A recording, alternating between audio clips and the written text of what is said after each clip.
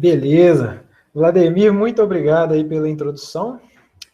Pessoal, boa tarde a todos e todas. Grande prazer estar aqui hoje, apresentando para vocês um pouquinho, né, sobre esse tópico tão recente aí, que é a preocupação com a confiabilidade de inversores fotovoltaicos, fundamentos e desafios, né? Tinha feito aqui um slide de apresentação, mas já agradeço o Vladimir pela apresentação, tá? Deixo aqui meu contato, também vai estar no final da apresentação, caso vocês tenham interesse em tirar alguma dúvida, né, ou trocar alguma ideia a respeito, né. Bem, eu queria deixar aqui um agradecimento especial ao GCEP, né, que é um laboratório que eu coordeno junto com o professor Everton Pereira, da UFV, né. Então, já faz mais de 10 anos, né, que faço parte desse grupo de pesquisa, né, e grande parte do que eu vou apresentar aqui para vocês hoje foi trabalho aqui realizado pelo time, né. Então, não só coisas que eu desenvolvi, mas que um grupo de pessoas tem trabalhado, né? Então, a gente tem alguns pesquisadores, tanto a nível de mestrado, quanto doutorado, também graduação, né? Que têm atuado nesse tema de confiabilidade aí, então deixo o agradecimento a eles, né? Caso vocês tenham um interesse também relacionado aos nossos trabalhos que a gente tem desenvolvido nessa área e tudo mais, fique à vontade para dar uma checada aí nas redes sociais do GCEP, tá? A gente está em praticamente todas as redes sociais aí, né?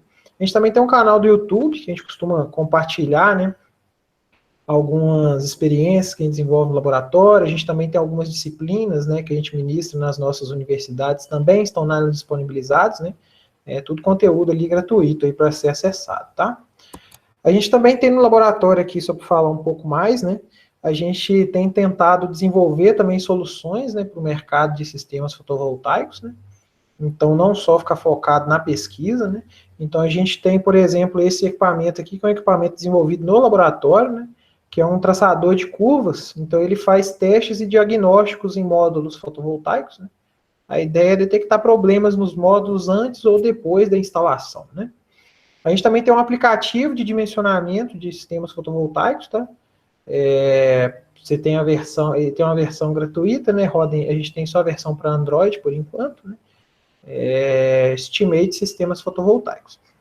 E se tiver alguém que já está formado e tem interesse também em especialização na área, a gente tem uma especialização, uma pós-graduação lato sensu aí, né, de 1 ano, né, na área de sistemas fotovoltaicos isolados e conectados à rede elétrica, tá? As inscrições aí para a próxima turma, elas se encerram amanhã, né? Então, caso alguém tenha interesse aí ou queira maiores informações, só entrar em contato aí também. Bem, vamos à nossa agenda aqui então, né? Primeira coisa que nós vamos discutir aqui é um pouquinho sobre as estruturas e a tecnologia de inversor fotovoltaico, né? Então, entender do que exatamente nós estamos falando, né? Depois, tentar entender por que a gente vai estudar a confiabilidade desse equipamento, né? Por que a gente tem investigado um pouco nessa direção, né? Depois a gente vai discutir um pouquinho sobre mecanismos de falha e modelos de vida útil, né? E o foco dessa apresentação, né, ela vai culminar, né, no projeto com foco em confiabilidade, que seria a ideia de inserir, né, a confiabilidade no projeto de conversores eletrônicos, né? Então, muito bem. Sem mais delongas, vamos nessa então, né? Primeira coisa que tem que ficar clara aqui, pessoal, quando a gente fala de um sistema fotovoltaico, né, a gente muitas vezes pensa só no módulo fotovoltaico em si, né? Só que o módulo fotovoltaico, ele geralmente, ele vai gerar tensão em correntes contínuas, tá? E a gente sabe muito bem que para poder alimentar cargas como eletrodomésticos, né, ou até mesmo conectar isso na rede da concessionária, a gente precisa de corrente alternada. Então, nós precisamos de um meio de campo aqui, né, uma unidade de conversão de potência, que transforme, né, a corrente contínua em corrente alternada. Esse é o desafio, né? Nos sistemas fotovoltaicos isolados, né, o que acontece é que a nossa única forma de gerar energia é pelos módulos fotovoltaicos, tá? Então, a gente não tem a rede da concessionária. A gente está, por exemplo, numa localidade isolada ou onde a concessionária está muito distante, né? A rede da concessionária está muito distante. Nesse caso, um elemento fundamental aqui seria utilizar as baterias. Durante o dia, a gente tem a energia dos módulos fotovoltaicos, né? Isso é fornecido para as cargas. E o que falta, né? Por exemplo, se passar uma nuvem ou quando chegar durante a noite, é o que está armazenado nas baterias. Então, essa é uma arquitetura de sistemas fotovoltaicos, tá? A segunda arquitetura, né, que num primeiro momento ela parece mais simples, seria o sistema fotovoltaico conectado à rede. Ela parece mais simples visto que a gente tem menos elementos, né? A gente não precisa mais ter as baterias aqui para que esse sistema funcione. A ideia é que agora quem completa a conta, né, quem completa o balanço entre geração e carga, é a rede elétrica da concessionária. Então, por exemplo, durante o dia, os módulos alimentam as cargas e injetam energia na rede da concessionária, e, durante a noite, a rede da concessionária fornece energia para sua casa, normalmente, do jeito que já acontece, né? Por meio da distribuição aí de energia da concessionária, né? Ok. Esse tipo de sistema aqui, ele começou a se tornar muito popular, né? Visto que os custos, eles estão reduzindo bastante ao longo do tempo. Então aqui a gente tem um estudo que foi realizado no finalzinho de 2019, preferi trazer dados aí de 2019, porque querendo ou não, os dados de 2020, eles têm um efeito da pandemia, né? Então preferi trazer esses dados aqui para vocês hoje, né? No primeiro momento parece um gráfico um pouco complicado, né? Mas o que ele mostra para a gente? Ele mostra o preço médio, tá?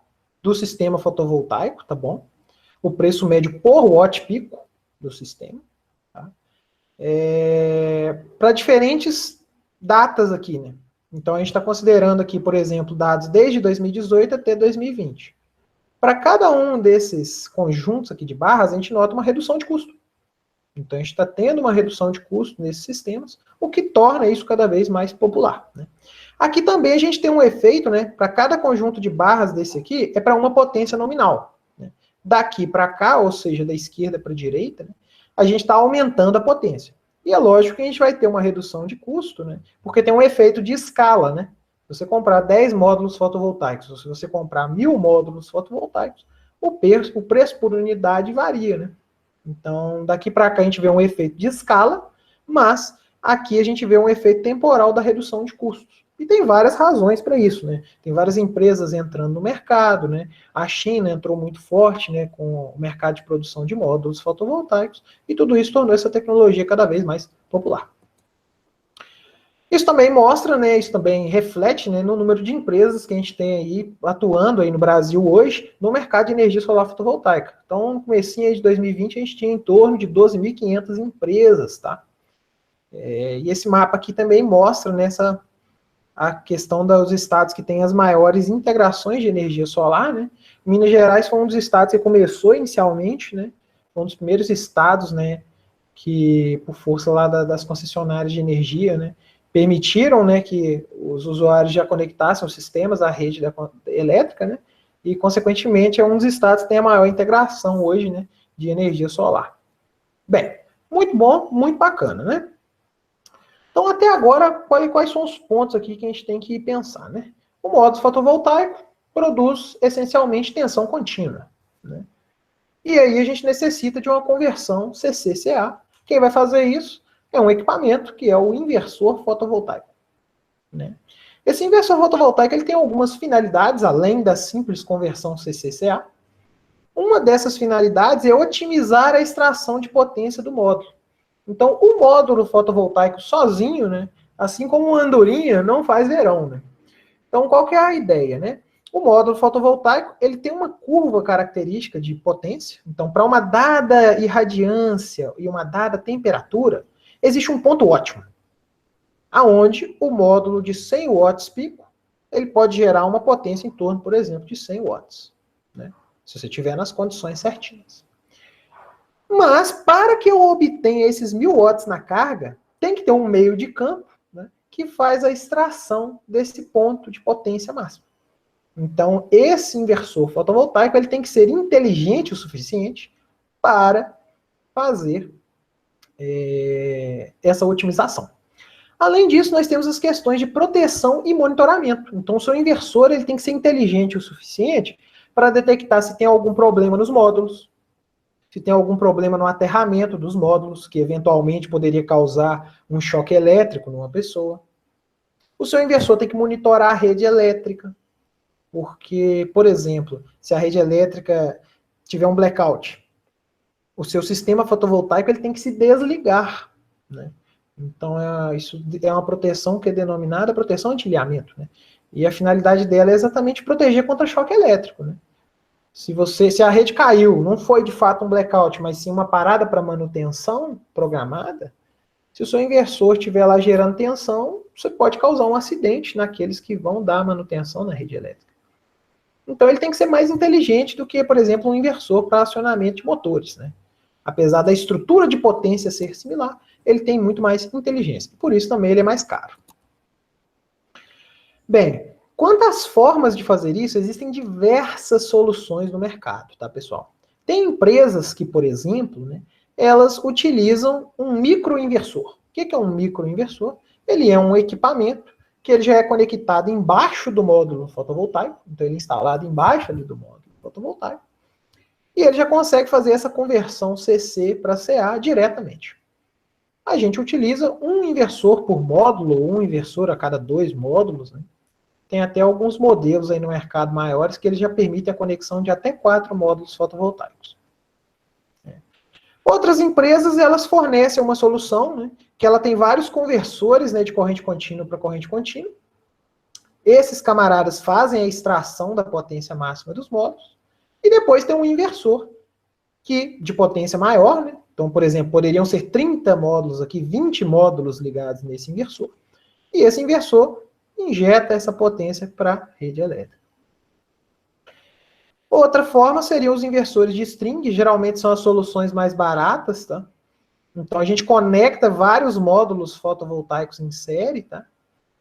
E injeta essa energia na rede elétrica. Então a gente liga, por exemplo, 10, 15 módulos em série. A gente vai ter uma tensão aqui na entrada que ela pode chegar facilmente a 600 volts, 700 volts, até mais do que isso, dependendo do sistema, né? E a gente injeta isso na rede elétrica por meio deste equipamento. Esse aqui é um conceito similar, mas que ele permite conectar mais de uma série fotovoltaica. Então, se você chegar para comprar esse inversor em alguma loja, eles vão falar que é um inversor que tem mais de um segmento de potência máxima, né? Então, isso aqui é um produto que geralmente é usado quando o telhado tem, por exemplo, mais de uma água, né? Então, assim que a gente fala aqui em Minas, né? E como ele tem mais de uma orientação, se você colocasse os módulos em orientações diferentes na mesma entrada, você pode ter uma perda de potência, exatamente porque eles não estão exatamente na mesma condição, né? Então, quando o telhado tem mais de uma orientação, costuma-se utilizar essa abordagem. E em usinas muito grandes, né? Aí já a gente está falando de inversores aí da potência de megawatt, né? Ou centenas de quilowatts, né? A gente faz uma conexão de um grande número de módulos, então aí nós temos conexões série, conexões paralelas, né? E tudo isso é conectado no seu inversor de alta potência. Bem, independente desta abordagem, né, a gente sempre vai conseguir identificar que, para um sistema fotovoltaico funcionar, é fundamental a eletrônica de potência que tem dentro desse equipamento aqui. Ela que coloca esse sistema para funcionar, né, e permite a gente conseguir vender energia para a concessionária, por exemplo, né? Ok. Aqui a gente tem uma concepção aqui artística de um inversor, né, qualquer, e todos esses equipamentos, eles têm diversas funções, tá, que são executadas, né? Então, geralmente, os algoritmos, né, que tem lá programados dentro desses equipamentos, eles têm vários níveis de hierarquia, né, e tem diversas funções que têm que ser feitas. Então, por exemplo, ele tem que ser capaz de se sincronizar com a rede da concessionária, ele tem que ter um controle de corrente, porque um inversor desse aqui, se você tiver um curto-circuito nos terminais dele, ele, por si só, tem que limitar essa corrente, então ele não pode queimar, por exemplo, na existência de um eventual curto-circuito na saída dele, né? Nós também temos, né, o controle de tensão desse sistema, o segmento do ponto de potência máxima, né, que geralmente é abreviado por essa sigla, MPPT, né, Maximum Power Point Tracking, né? O anti-ilhamento, que foi exatamente aquela proteção, se a rede elétrica desligar esse inversor, tem que se desligar da rede, mesmo se for meio-dia, tiver com o máximo de geração, você não pode, exatamente para evitar uma condição perigosa, e monitoramento. E tem diversas outras funções que são as funções auxiliares, tá? Então, por exemplo, né, um inversor desse aí, ele tem potencial para você usar ele, por exemplo, para corrigir potência reativa, para fazer uma filtragem harmônica. Então, ele tem potencial para fazer diversas funções, já que ele é um conversor eletrônico com um controle bastante sofisticado, e que muitas vezes isso não é feito, né? Então, a gente vai discutir aqui, mas às vezes em 1/3 do dia esse inversor fica sem trabalhar, né? Pensando que a gente tem sol, né? Basicamente aí, em torno aí de 8 horas no máximo aí por dia, né? No nosso país, né? Então, existem algumas funções auxiliares, né, que inclusive elas nem estão normatizadas, né, ainda está tendo uma discussão na ANEEL, é até uma discussão recente, tem uma chamada pública aberta, né, exatamente sobre esses serviços auxiliares que podem ser prestados tanto por sistemas fotovoltaicos quanto sistemas de armazenamento. Bem, então, no final das contas, o que tem dentro do inversor? Diversos componentes eletrônicos, né, capacitores, indutores, transistores, né. Aqui a gente tem um exemplo de uma topologia bastante comum. Para quem tiver um pouquinho de formação de eletrônica de potência, vai reconhecer que um conversor boost e um inversor padrão aí em ponte completa, né? Seria um inversor monofásico, né? Mas quando a gente olha para ele de verdade, né, ele é um circuito eletrônico, né, que tem diversos componentes. E a nossa preocupação aqui é que cada um desses componentes que vocês estão vendo aqui é um potencial ponto de falha no seu equipamento. Então, na verdade, quando a gente olha para um inversor desse, ele é uma estrutura bastante complexa, né? Tem diversas formas que esse equipamento poderia falhar aí. E é exatamente o nosso ponto de discussão aqui hoje. Perfeito. Então, por que estudar confiabilidade, né? Por que a gente vai falar disso aqui hoje, né? Primeira coisa que eu gostaria aqui de discutir com vocês, né? Uma discussão até bem filosófica, né? Aqui a gente tem uns gráficos aqui bastante interessantes, que mostram aqui para diversas aplicações, né? O que seu cliente geralmente ele espera. Então, olha que negócio interessante, né? Por exemplo, se a gente pegar um cliente aí que é equipamento para laboratório, pessoal que faz osciloscópio, né? Pessoal que faz fontes para laboratório, equipamentos de teste no laboratório e tudo mais.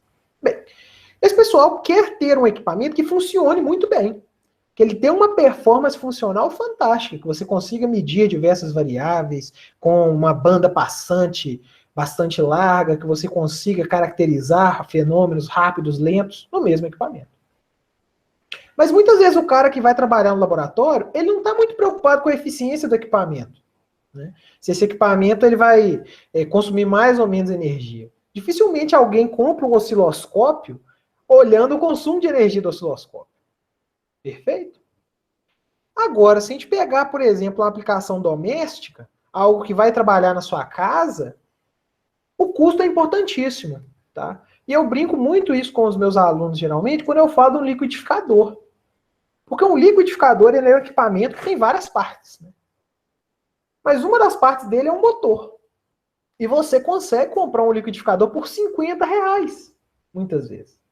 Dessa forma, o motor que está dentro do liquidificador, ele tem que ser muito, muito, muito barato para o cara conseguir vender um liquidificador nesse preço, né?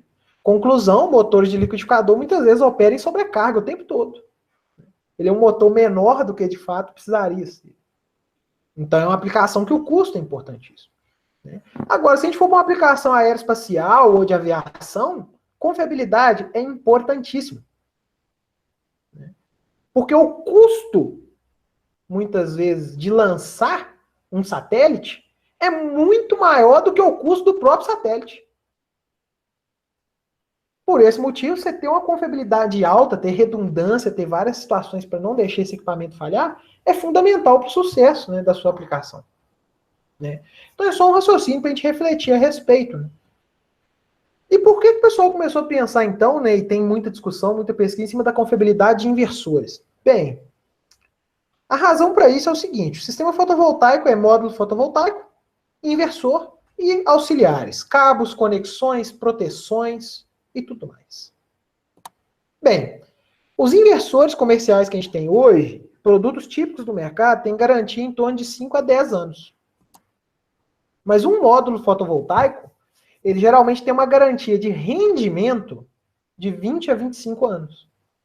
Isso não é uma garantia do produto, né? Mas é uma garantia de rendimento. O fabricante fala, se esse módulo não se danificar durante a vida do seu sistema, ele vai conseguir gerar aí, né, uma potência que está aí na folha de dados dele em torno de 20 a 25 anos. Né? Na verdade, tem uma perda, né, geralmente em torno de 20%. Então, um módulo de 100 watts, lá depois de 20, 25 anos, ele gera em torno de 80 watts para as mesmas condições, né? Então tem uma incompatibilidade entre esses dois equipamentos. E isso acaba aumentando o custo da sua energia. Por quê? No meio da sua usina fotovoltaica, você tem que substituir o inversor. Ou dar manutenção no inversor. Isso acaba afetando o custo. Percebe aonde a gente está querendo chegar? Então a grande questão é, como compatibilizar a vida útil desses dois equipamentos? E por que a eletrônica, né, ela acaba tendo uma vida útil limitada comparada ao modo fotovoltaico? Então esses são os pontos, né, que têm sido tão investigados. Né? Um outro ponto interessante é aquela discussão que eu comentei com vocês. Isso aqui é uma curva de irradiância típica, tá? Para uma determinada localidade, tá? Esse dado aqui, se não me engano, é de Belo Horizonte, tá? Mas ele é qualitativo, não vamos pensar aqui nas quantidades aqui, não. Então isso aqui é a potência que o sistema fotovoltaico gera, né? Ela poderia ser maior se eu tivesse mais módulos, né? Só que como o meu inversor ele tem uma limitação, né? Se essa potência chegar na potência nominal do inversor, ele faz um clipping, que a gente fala, né? Então, um inversor de 10 kW, no máximo ele vai injetar 10 kW, independente se a sua usina está gerando mais energia que isso. Senão, o inversor pode ser danificado, né? Mas independente da situação, nota que a área de operação do seu equipamento, comparado com a área total das 24 horas de operação dele, é apenas 30%. Então, durante a noite, seu inversor não está fazendo nada. Final da tarde aqui, ou começo da manhã, seu inversor está trabalhando folgadão, não tem nenhuma tarefa para ele ser executado. Então, será que a gente poderia usar o inversor para prestar um serviço para a concessionária e faturar um pouquinho mais? E ajudar a concessionária? Então começaram a surgir discussões nessa linha, né? E, inclusive, se a gente vê as últimas revisões das legislações internacionais, né, algumas delas já discutem alguns serviços auxiliares, né? Para que esses sistemas podem prestar, né? Mas a questão é, se eu usar mais o inversor, será que ele vai durar menos? Então isso é uma outra preocupação que faz a gente olhar para a confiabilidade. E se a gente olhar as estatísticas comerciais, né, isso aqui são estatísticas de usinas, né? Acho que de uma usina de 3 megawatts. Tá? 37% das falhas que teve nesse sistema em 5 anos de operação estava associado ao inversor. E o custo dessa falha, total do custo de manutenção, é mais da metade. Isso aqui é estatística internacional. Isso aqui é estatística nacional. Tá? 30% dos problemas com instalações fotovoltaicas no Brasil estão associadas aí ao inversor. Então, nós temos aqui, né, grande parte delas, né? Na verdade, aqui não é 30%, aqui seria 30% dos entrevistados, né? Foi um estudo da Greener, acho que com 2.000 empresas, mas 30% aí delas relataram problemas com o inversor. Então é aí que nós vamos atacar. Tá. E quais são os pontos de falha do nosso inversor? Bem, tem muita coisa que pode falhar ali dentro, né? Mas grande parte são os capacitores. Então, capacitores, principalmente capacitores eletrolíticos, eles têm um tempo de vida relativamente curto, tá? Para aplicação, tá? Semicondutores, então diodos, mas na sua maioria são os transistores, IGBTs ou MOSFETs, 21%. E alguma falha na PCB, que é na placa de circuito impresso, né? Que muitas vezes está associada à vibração, né? Transporte e tudo mais.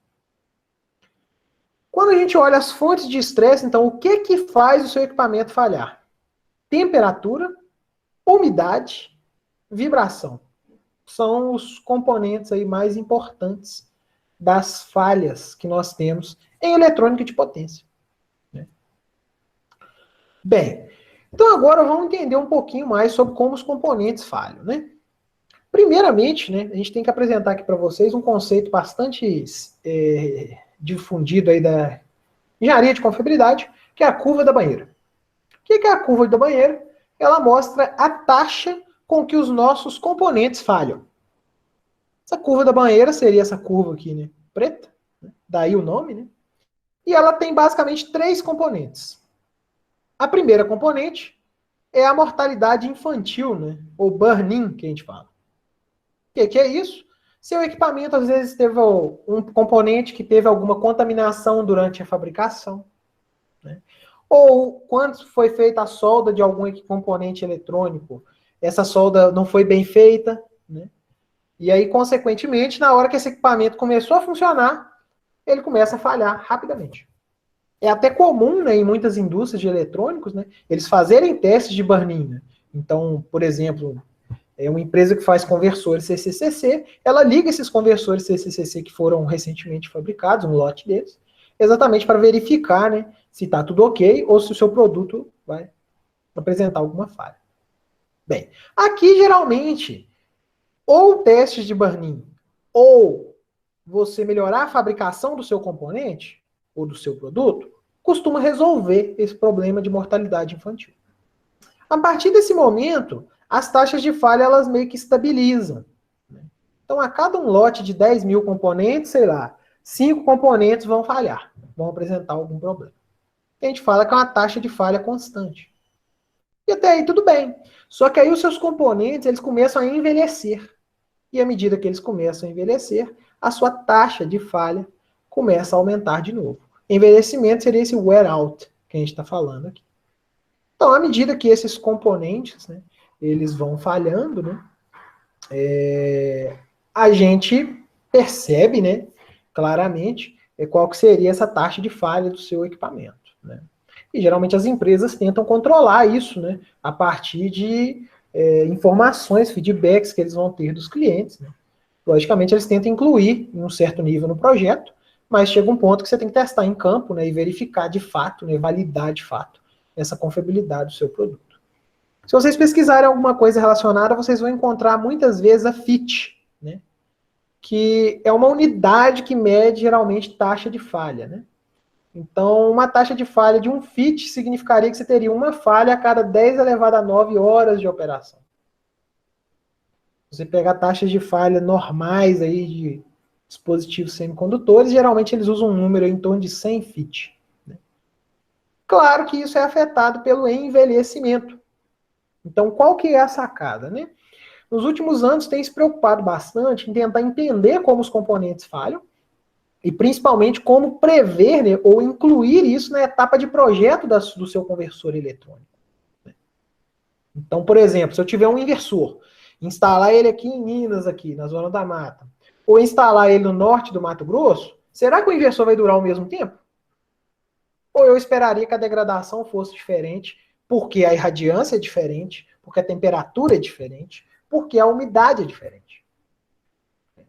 Então começaram a ter, né, diversas preocupações nesse sentido. Né? Então a ideia é ter uma previsão, né, tentar prever de uma forma mais precisa, por exemplo, a garantia do seu produto, ou até mesmo tentar estender. Então, tem pelo menos um produto no mercado aí que você encontra que eles oferecem garantia de 20 anos no inversor. Né? É uma empresa que entrou recentemente aí no Brasil, aí, mas já oferecem essas garantias. Né? É interessante aí discutir. Bem, só para a gente entender o papel do envelhecimento, né? Aqui a gente tem um gráfico aqui, como se fosse um gráfico estatístico, que mostra para a gente aqui a distribuição do estresse na nossa aplicação. Por exemplo, a potência que o seu inversor está processando. Na maior parte do tempo, ele não opera, ele opera com uma determinada potência média. Mas, num dia que tiver muita irradiância, ele acaba operando com um estresse maior e, num determinado dia, por exemplo, no inverno, ele vai trabalhar com estresse menor. Por outro lado, os componentes do seu inversor, eles também têm uma distribuição. Por quê? Porque quando o fabricante ele produz esse componente, a gente tem que ter a noção que tem componentes que são mais resistentes e tem componentes mais fracos. E tem a média, que é o valor típico que a gente geralmente encontra na folha de dados. Bem, a questão é que pode acontecer um sobreestresse, né, uma sobrecarga. Então, ao invés da gente ter essa distribuição, nós teríamos essa distribuição tracejada. E, ao mesmo tempo, seus componentes eles vão envelhecendo. Então, eles vão ficando mais fracos. Consequentemente, vai aparecendo uma interseção aqui entre o estresse e a força dos seus componentes, que é onde nasce a falha. Então, essa seria a ideia. O que a gente nota? O envelhecimento ele desloca essa curva, né? Uma curva em direção à outra, e, consequentemente, aumenta a probabilidade de falha. Então, essa seria mais ou menos a essência, né, do que a gente está discutindo aqui. Ok, quando a gente fala, então, a gente viu lá, semicondutores e capacitores, né, são os componentes aí que têm as taxas de falhas aí bastante importantes, né? Então, a gente tem feito trabalhos na direção de olhar para esses dois componentes, são os principais componentes que a gente tem olhado. Bem, quando a gente fala um transistor, né, um diodo, a gente muitas vezes não estuda, né, ou não vê a estrutura interna desses componentes, né? Muitas vezes a gente aprende a usá-lo, né, mas não sabe o que tem lá dentro, né? Então, isso aqui seria a estrutura interna, por exemplo, de um módulo de potência, né? Então, o que que tem dentro desse módulo de potência que é usado, por exemplo, em inversores de frequência, né, ou inversores fotovoltaicos? Bem, a gente tem o chip aqui, né, do nosso componente, do IGBT ou do diodo. Então, aqui nessa imagem, a gente consegue ver claramente quem são os dois. Esse cara aqui mais complicado aqui é o IGBT, e esse cara aqui é o diodo. Como é que funciona esse negócio, né? É uma pastilha de silício, a parte de baixo é soldada, então tem tipo uma PCB aqui, uma placa de circuito impresso, e a parte de cima é conectada por uns fiozinhos de alumínio, que vocês também estão conseguindo visualizar aqui, né? Mais importante do que entender essa estrutura toda aqui dentro, é a gente entender que a gente tem diversos materiais aqui dentro. E cada material tem um coeficiente de dilatação linear diferente. Então, quando esse negócio esquenta, as estruturas elas não dilatam igualmente. E isso acaba gerando um estresse mecânico dentro do seu transistor. E é isso que, eventualmente, né, pode provocar a falha do seu componente.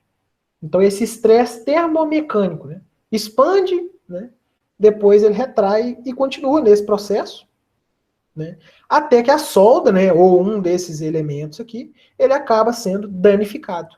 Tá? Então, esse é um processo, né, que acaba degradando dispositivos semicondutores e causa a falha deles. Né?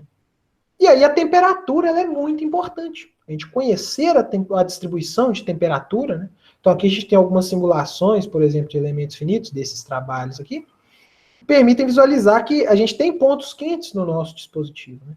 Então é comum, né, esses dispositivos aí operarem com temperaturas acima de 120 graus. Tá? É uma métrica comum de ser utilizada aí. Né? E dependendo do horário, né, isso vai aquecer mais ou menos. Se eu instalar, por exemplo, em Minas, ou instalar, por exemplo, em Palmas, no Tocantins, nós vamos ter comportamentos completamente diferentes. Eu tive colegas que instalaram em Palmas, né, e como na situação onde eles instalaram lá, as temperaturas eram tão altas que os inversores estavam desligando por sobre a temperatura. Então pode acontecer. Né? E isso acontece em outros estados, no Piauí, no Maranhão também, que também tem temperaturas bastante elevadas. Né? Então a gente tem que preocupar com isso. Né? E não é só a temperatura ambiente, né? Os elementos eles também têm perdas. Por eles terem perdas, a gente acaba tendo um aquecimento do dispositivo. E isso gera esse tipo de degradação. Então, aqueles fiozinhos, né, isso aqui são fotografias de microscópio, a gente consegue visualizar que eles começam a quebrar. Tá vendo? Ou eles até levantam. E, consequentemente, isso acaba degradando o seu componente. Também pode ter uma degradação na solda, por baixo do chip. Então, isso aqui seria um exemplo da solda do chip degradando à medida que o componente cicla, né? A temperatura dele varia, né? Aumenta e diminui ao tempo todo.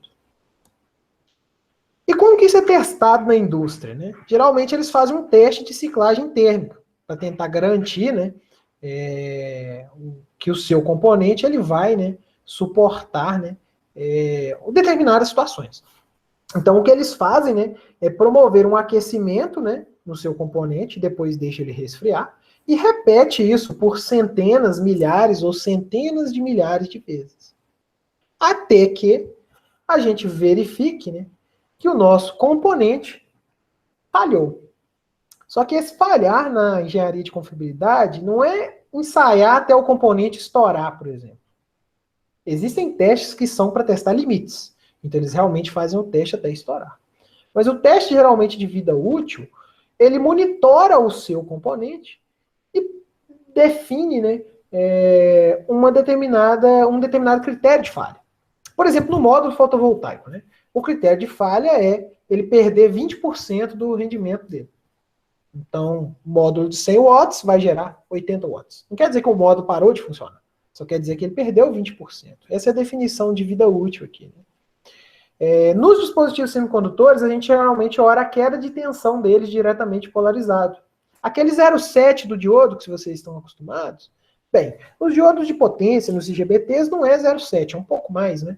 Mas esse número, né, ele vai aumentando ao longo do tempo. Né? O seu componente vai ficando mais resistivo exatamente por aquelas falhas que tem no componente, aquelas quebras na solda. Então tudo isso perde a conexão elétrica, aumenta a resistência, aumenta a queda de tensão. Para quem não acreditou, aqui a gente tem algumas medições experimentais, né, de alguns dispositivos, né, são 6 dispositivos, que eles foram ensaiados.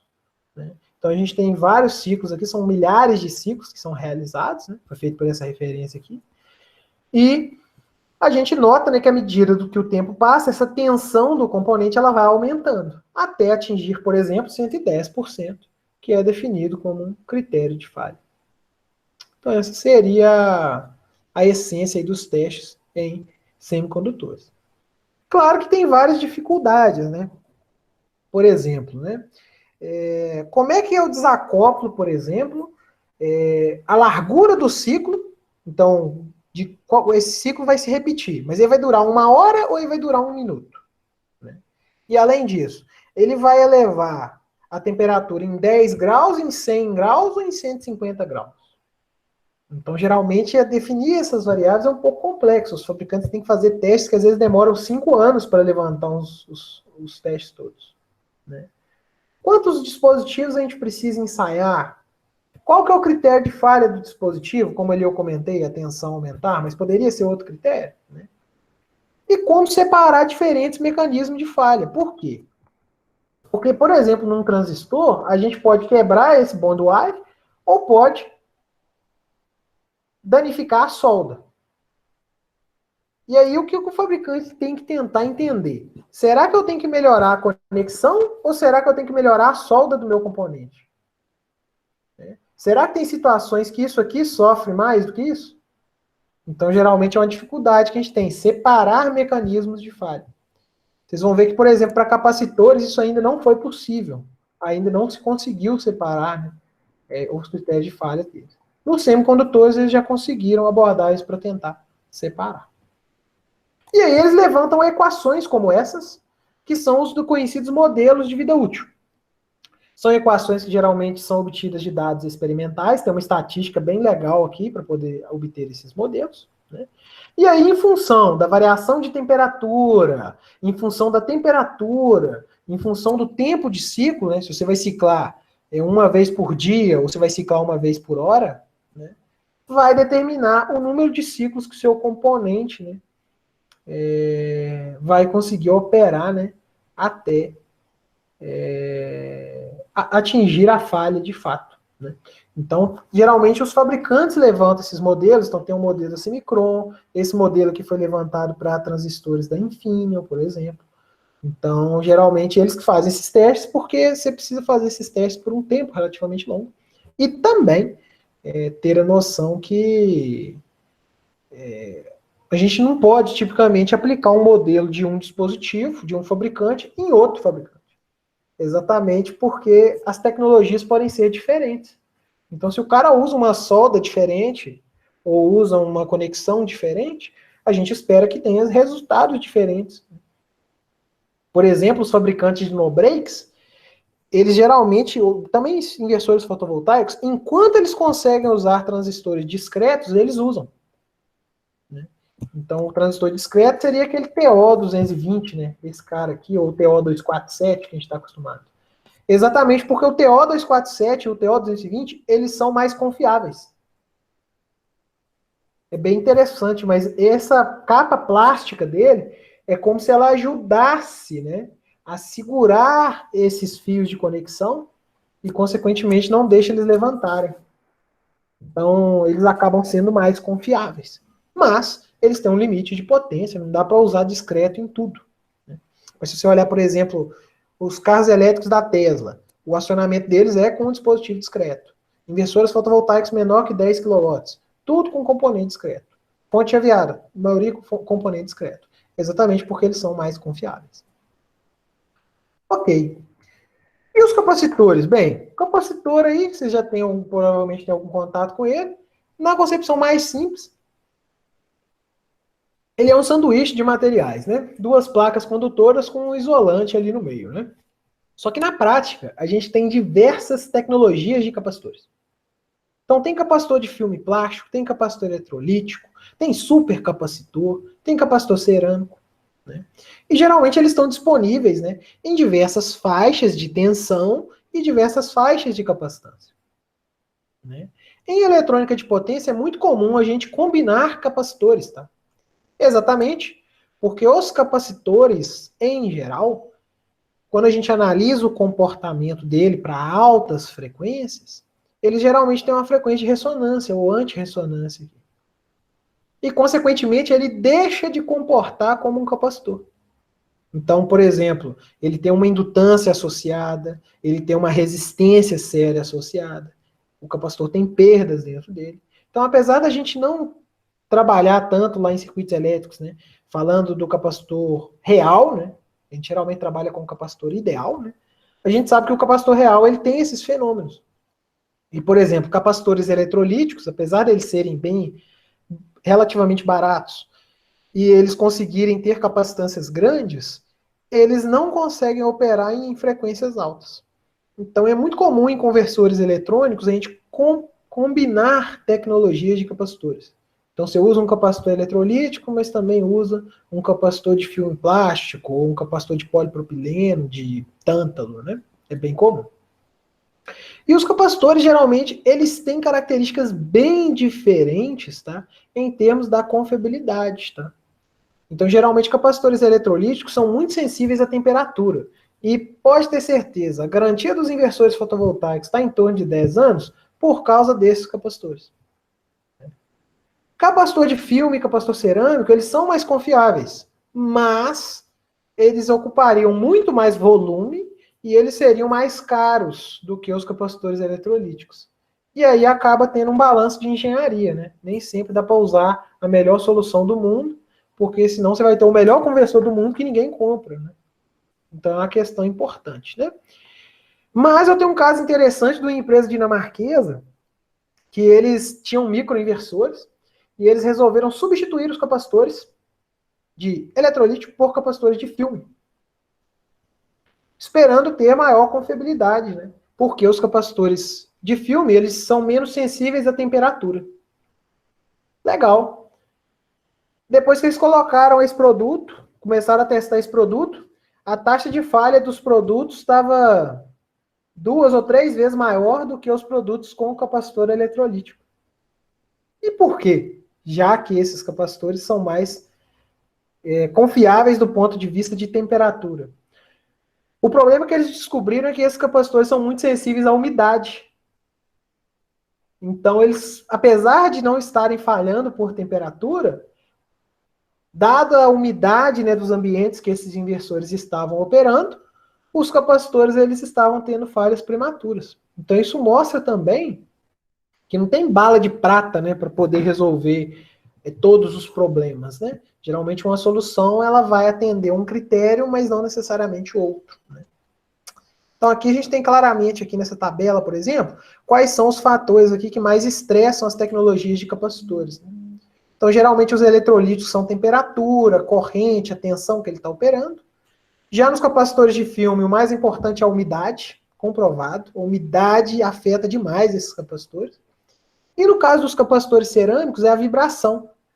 Por quê? Porque é uma cerâmica, né? Então, quando você dá um choque mecânico, ela pode quebrar, consequentemente, né? Então, são capacitores diferentes, né? Que vão ser usados em situações diferentes, né? Mas, claramente, alguns têm vantagens em relação aos outros, dependendo do tipo de estresse que a gente está lidando. E como que acontece a degradação do capacitor? Bem, acontecem duas coisas. Ou a capacitância dele diminui, geralmente isso é uma coisa que acontece, a capacitância dele vai diminuindo com o tempo, né? Então, seu capacitor de 100 microfarad, ele pode atingir ali 80 microfarad, né? E a resistência série dele aumenta. Então, isso é um outro fenômeno. E na prática, a gente geralmente observa as duas coisas, né?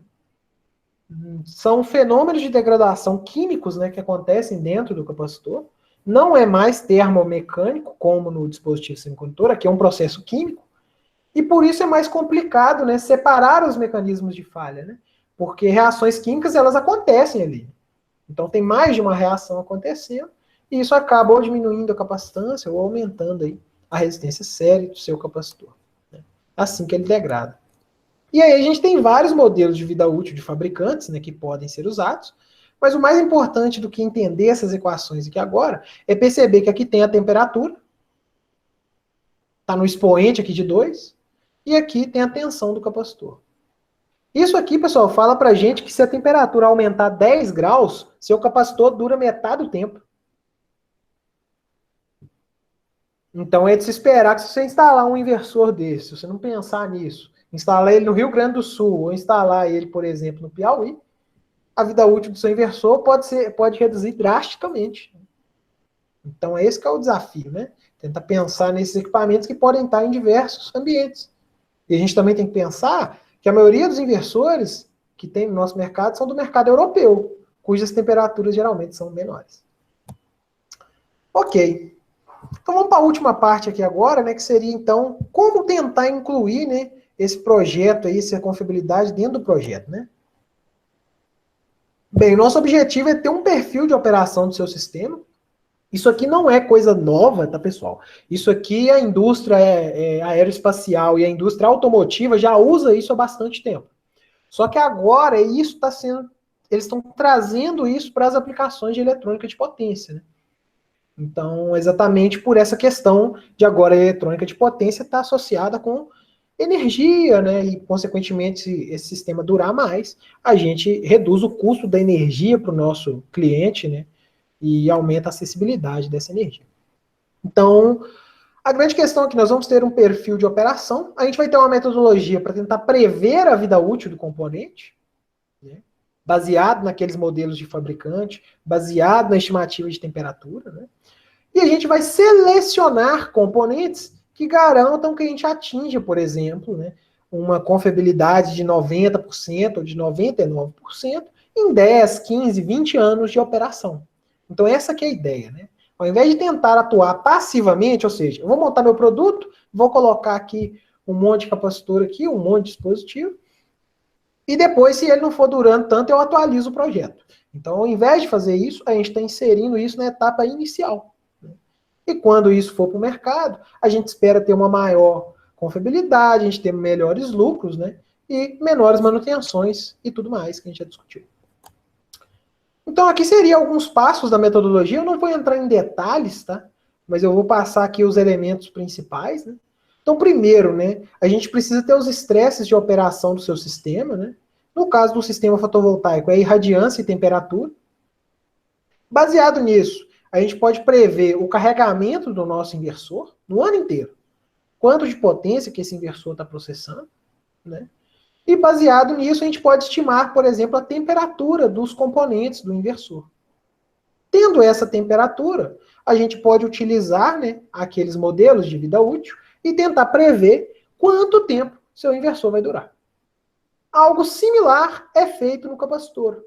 Então, nós utilizamos irradiância e temperatura, prevemos a temperatura do capacitor. Então, é multifísico agora, né? Não é só engenharia elétrica, né? Tem que saber um pouquinho de fenômenos de transporte também, né? Conseguir prever a temperatura deste capacitor, avaliar a vida útil do seu componente, por meio de modelos de vida útil, né? E aí a gente vai ter uma previsão. Aqui também entra uma terceira etapa, que é essa parte de Monte Carlo. Talvez quem trabalha com sistema elétrico de potência aí, planejamento de sistema elétrico, já trabalhou com simulação de Monte Carlo. O que é isso? Essencialmente é uma análise estatística. Por quê? Porque o componente que o fabricante te entrega, ele não é igual, mesmo num lote, eles são diferentes. Então, pode ser que tenha componentes mais fracos e pode ser que tenham componentes mais fortes. Então, a ideia dessa análise estatística é exatamente considerar essas variações dos componentes, né, com a finalidade de determinar a probabilidade de falha do seu inversor. Então, essa seria a essência, né? A gente faz primeiro uma previsão usando os modelos de vida útil, mas depois a gente faz uma análise estatística exatamente pelo fato dos componentes não serem iguais. E a gente poderia fazer isso para Minas, a gente poderia fazer isso para o Mato Grosso, a gente poderia fazer isso para um outro país, né? Tendo essas informações de carregamento e, consequentemente, projetar um sistema, né, que ele vai atender as expectativas em qualquer um desses lugares. Claro que modelagem térmica não é trivial, tá? Por exemplo, se a gente pegar um inversor desse aqui, né, a gente percebe que, na verdade, os componentes estão todos dentro da mesma caixa. Então, pode ter um acoplamento térmico entre os componentes. Um indutor aqui, ele esquenta mais e, consequentemente, ele faz o capacitor aquecer mais. Então, isso também, né, está associado ao design do produto, né, que você está investigando e tudo mais, né. Então, é uma análise que ela depende muito dos requisitos que você quer para aplicação, né, dos componentes que você está usando, né, e quanto melhor forem os seus modelos, né, para poder prever temperatura e tudo mais, ou se você tiver medições, melhor ainda, para que você consiga prever com maior precisão e exatidão a sua confiabilidade. Então, aqui seria aquela parte da análise estatística, como eu já comentei, eu vou passar aqui. A última etapa, né, depois que a gente determinou essa probabilidade de falha do capacitor, ou a probabilidade de falha de um transistor, a gente tem que pensar o seguinte: quando a gente tem um sistema comercial, na verdade a gente tem 50 capacitores diferentes. Ou a gente tem 6, 8 transistores de potência lá, na sua fonte, no seu inversor. E aí, para que a gente consiga determinar a confiabilidade do inversor, né, na verdade a gente tem que pensar em probabilidade, né? Então, imagina, se a gente tem uma probabilidade de falha de 10% em um componente, mas o inversor tem 10 componentes desse, a probabilidade de falha do inversor não é 10%. Na verdade, a probabilidade de falha do inversor aumenta. Então é só a gente utilizar uma probabilidade condicional, a gente conseguiria verificar isso matematicamente. Então, sistemas complexos como inversores que têm vários componentes, a probabilidade de falha pode ser alta, né? Apesar da probabilidade de falha de um componente talvez não ser tão grande. Uma coisa nessa direção que os fabricantes têm feito, muitos inversores têm eliminado a interface homem-máquina, a IHM, que é a telinha, né, que você consegue configurar. Muitos inversores hoje eles não têm IHM, você configura pelo celular. Por quê? Porque a IHM, né, aquela telinha, ela é um potencial ponto de falha do seu inversor. Então, se você não precisasse ter aquele corte na caixa do inversor para ter aquela tela, né, onde, se a vedação não estiver boa, pode entrar poeira, né, pode entrar água, um monte de coisa. Se você elimina isso, você tende a aumentar a confiabilidade do seu equipamento. Então, vou finalizando aqui, só mostrar uma aplicação para vocês. Isso aqui foi um estudo que foi feito na dissertação de mestrado do GCEP, da aplicação de um inversor de 25 kVA. Qual que é a aplicação? Aí, imagina que a gente tem uma determinada indústria, né? E, normalmente, a gente pode fazer essa correção de fator de potência usando banco de capacitores. Só que o inversor fotovoltaico, ele tem potencial para poder compensar fator de potência também. Então a gente poderia utilizar ele de uma forma multifuncional.